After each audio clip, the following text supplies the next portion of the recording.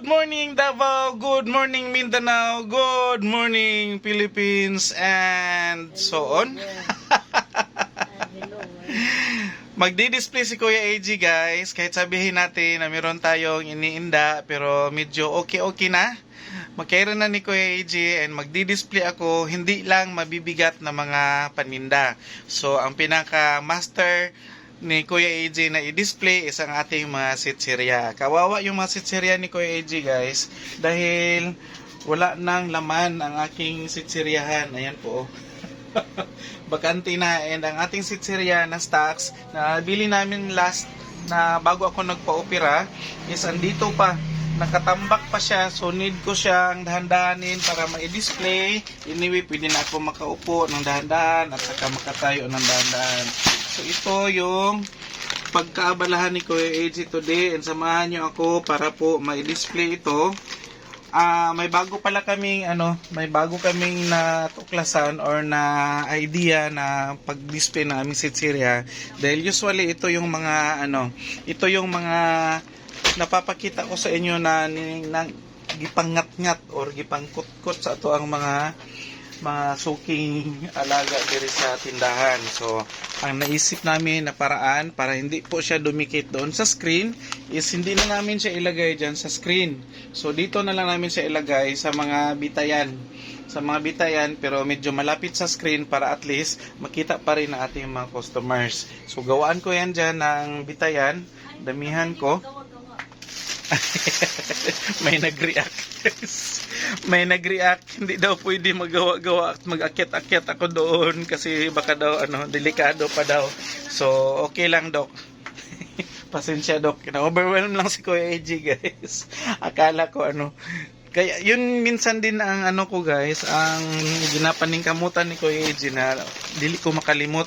Kaya base sa sa sobrang ako ka na mag-display is makalimot ko na operado dahil si Kuya AJ. So, kaya dito yung aking resident doctor nag-react si Mami Iya guys nung masabi ako na gawa ko dyan sa taas. Siyempre pag gagawa ako ng bitayan dyan sa taas na additional, so need kong umakyat at saka magtali-tali ng doon na alambre, maglagay ng hook, so medyo delikado. Nakapatong pa ako sa bangko niyan, so medyo delikado talaga. At least meron tayong resident doctor dito na pwedeng sawayin agad kung ano yung mga plan natin. So ingat-ingat lang. Ingat-ingat lang si Kuya AJ guys. Ang sabi ko is dahan-dahan lang natin gawin ito. Huwag masyadong ma-overwhelm dahil delicate pa. Sa Bisaya pa delikado pa, o sa English delicate. Delikado pa ang lagay ni Kuya AJ. So ito, mangimuta sa ako. Bago pang mata si Kuya AJ guys, 9:30. So nakagising or bumangon si Kuya AJ galing sa aming kama is mga 7:30. And kahapon nasobrahan yung tulog ko. Nagising ako mga 11 o'clock na. Kawawa si Mami Iya, nauna na nga magkape na supposedly is sabay kaming magkape, pero nauna na siya dahil nayamantoy ang gutom saka nag-crave na siya ng kape. Kasi imagine mo, gising siya ng mga 5:30 tapos nagtinda na. So hindi pa siya nakakape, wala pang intake, so tubig lang. And nagising si Kuya AJ na mga almost 11 o'clock. Nauna na siyang nagkape. Hi Maring, good morning. Si Maring Abi dumaan. So ayun, tuloy tayo. So ilagay ko tong camera or cellphone para makagawa na ako ng aking gawain. So while magtusok-tusok ko sa ang mga sitserya diri guys, ibani ko ninyo para mahuman na ni ako ang task. Kay dili man ni siya mahuman kung magsigil lang ko gawayaw niya, di ko na ko siya sugdan. So sugdan na niya natin. Daghan ni siyang balot-balot, pero ang lang ata, tulo lang kabalot ani ang kanang naay mga tulo. Hala, nagtaligsik. Umuulan guys, kaya pala hindi nagpakita si Haring Araw. 9:30 na pero hindi pa siya nagpakita. Kaya pala meron sa siguro ngayon, low pressure na naman siguro. Kaya siya, hindi nagpakita at saka umpisa na pong magtaligsik. Sa Bisaya pa taligsik at saka sa Tagalog umpisa ng umaambon na siya, umaambon. Tama ba yung Tagalog? Umaambon. Pasensya na guys, alam nyo naman na bisdak si Kuya AJ.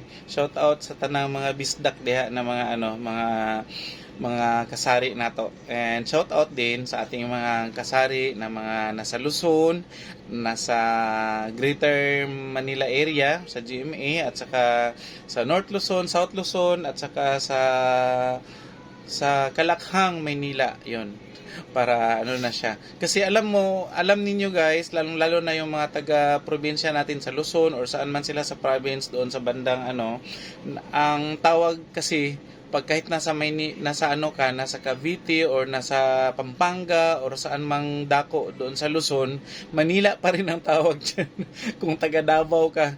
Kasi pag may mag-travel na mga taga dito tapos papunta doon sa Luzon, kahit nasa probinsya sila na malayo na sa Metro Manila is Manila pa rin ang tawag. Saan kayo punta? Manila po, pa Maynila na kami, ganun yung tawag. So parang generic na ang tawag sa inyo dyan na pag magpunta dyan sa Luzon, kahit hindi sa Metro Manila, Manila rin ang tawag. So, pasensya na kayo sa taga Davao, especially Mindanao, kasi pag magpunta dyan, Manila talaga siya, generally, ang tawag. So, umpisa na tayo dahil mahaba na yung yaw ni Kuya AJ. Saan na naman tayo punta ngayon? So, ganito lang ginagawa namin. Kasi pag nakalagay siya dito sa alambre or sa tie wire, mas safety siya dahil diretso siya sa kisame. So, wala talagang chance na mangat-ngat siya ni alaga.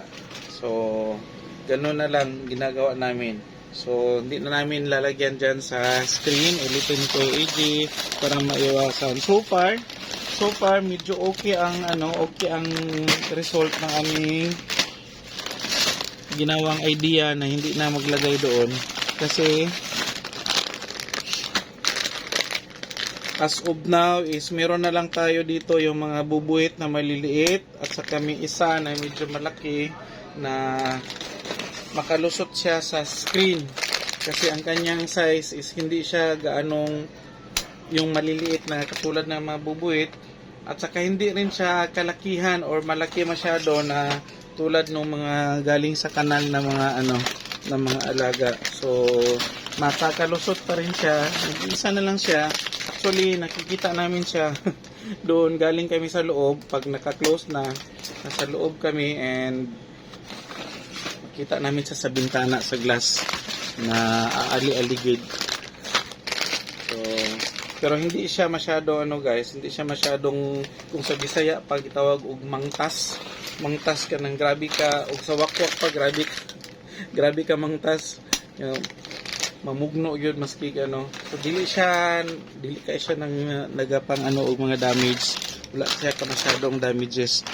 So medyo nakahinga na si Kuya AJ and medyo nabawasan yung stress sa mga nangangat-ngat na mga pizzeria or kahit mga paninda na binubutasan lang nila, hindi nila inuubos. So ganon. Si bubuik din, hindi rin siya masyadong pagala-gala lang siya, yung maliliit, hindi rin siya gaano nang pinsala. Mas grabe ang pinsala ng mga malalaki na galing sa kanal. Yung sila ang mga mangtas kayo. So ito, mabilis lang ito guys. Mabilis lang ito. Hindi ito masyadong matagal gawin. Need lang talagang umpisahan. Kasi pag may trabaho ka tapos hindi mo siya umpisahan, plan ka lang ng plan na hindi mo siya gawin, wala ring mangyayari. So pag may plan ka, umpisahan mo agad. Kahapon ko pa ito plinano na gawin today. So today talaga siya today siya gagawin. Pag sinabi mong today, today. Pag sinabi mong tomorrow, tomorrow. Huwag mong paabutin ng next day pa. Dahil mawalan ka na ng gana, makalimutan mo pa, at saka may gagawin ka na naman iba. So mapunta siya sa limot at hindi mo na magawa. So mahaba na yung yaw-yaw ni Kuya AG guys. Nasa 10:20 na po. 10 minutes and 20 seconds na yung ating video. So, puputulin na ito ni Kuya AJ. And after that, after na ma-display ko ito lahat, i-update ko na lang kayo sa next video ko kung ano yung mga finished product natin sa ating sitseria. And bye-bye muna for now. Tapusin ko lang ito guys. Hindi ko na kayo isama. Bye-bye!